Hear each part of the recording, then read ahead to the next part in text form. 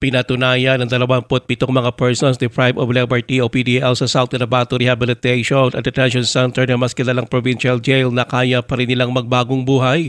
Ito ay matapos gumraduate sa Alternative Learning System o ALS ng DepEd. 5 sa mga nagmarcha sa kanilang graduation at moving up ceremony ay mga completers sa elementarya at 22 naman ang junior high school graduates. Nagmarcha ang mga ito ng may ngiti na pagmamalaki at taas noo sa seremonya na ginawa mismo sa compound ng provincial jail.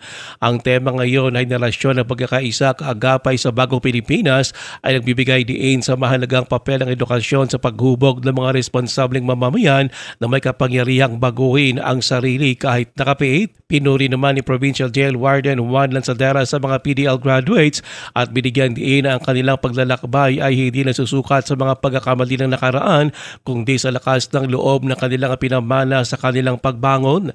Ayon naman sa junior high school graduate na si Alias Toy, nagkamali man nararapat pa rin bigyan sila ng pangalawang pagkakataon.